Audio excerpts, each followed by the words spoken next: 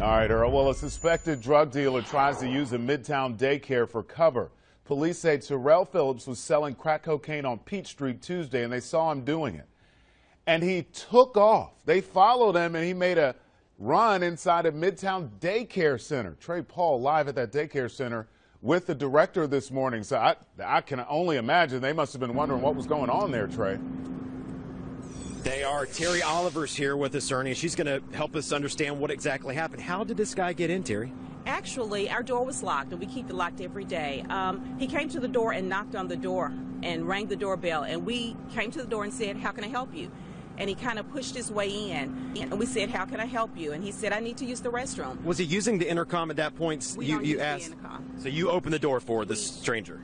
Well, we opened the door for a person who could have been patronizing our business. Okay. Because we're servicing 82 students.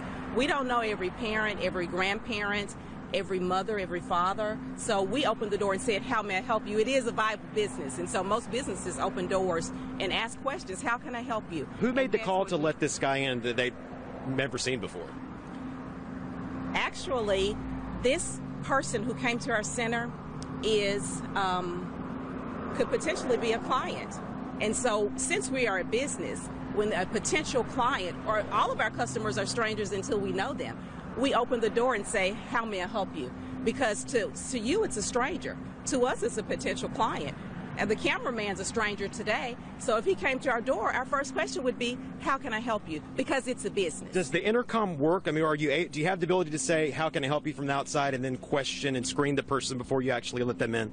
Absolutely. We do have that option. However, when someone comes to our door, we find it a little bit more welcoming to peek, just barely open the door and say, "How can I help you?" And that's what we did on yesterday. And then he pushed his way into our center, and our staff perfectly executed our plan and said, "You can't come in, you can't use our restroom." Not a child was injured, not a teacher was injured. Our staff was perfect in the execution of our safety plan, and I'm very proud of that. Let me ask you this. Will things change now? Will you screen the person from the inside and use that intercom now versus letting them in? Will you be a little more apprehensive about letting someone actually come in the door?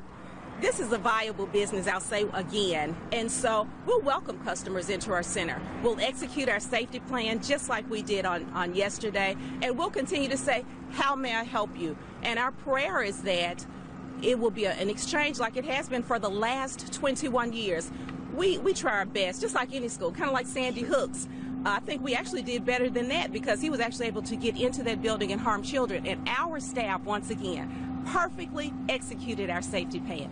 Perfectly. This is a business. And so we welcome customers, and every customer is a stranger until we get to know them. Absolutely. So we'll review our system, but I actually think our system worked perfectly. Not a child was injured. Not a parent was injured. Not a teacher was injured. No one was injured. And we've been here 21 years, and I stand firm on the fact that we executed our safety plan perfectly. Would it have been perfect if you'd said, "How can I help you?" from the inside versus opening the door and just using the intercom only and extending to them and being welcoming that way versus opening the door? I think that could have possibly been another news story, or something with the Better Business Bureau. We're coming into your business or asking to come into your business and to see your business and say, "Hi, how can I help you? We want to know about your business," and we're talking to them through a door. I'm not sure if that's best business practice, but what I do know is best business practice is to have a safety plan in place. We had it in place. To execute a safety plan, it was executed. To keep all of the children safe in our building, they were. To make sure that no adult was injured and no adult or child was. So business is business. This is a viable business for the last 21 years, and every child was safe. Last question for you. What do you say to the parents who say, "This just isn't good enough. I would have preferred to have talked to the person through the door, through the intercom, versus opening the door"? Well, like I said again, that's something that we can consider. We have a very viable parent organization, a PTA. And so I'm expecting those parents to come in and have dialogue with me on how we could make sure that something like this doesn't happen again, that a person gets into our building. But I'm sure that they're pleased, and I know they are because I spoke with every one of them myself, that no child was injured, no adult was injured, that nothing happened to any person that we're responsible to care for. We cared for them. We executed that plan. I can't say that enough about how proud I am. And I'm interested to have dialogue in our city about what will our mayor do about or whoever about having a sting operation so close to a child care center because they were chasing him.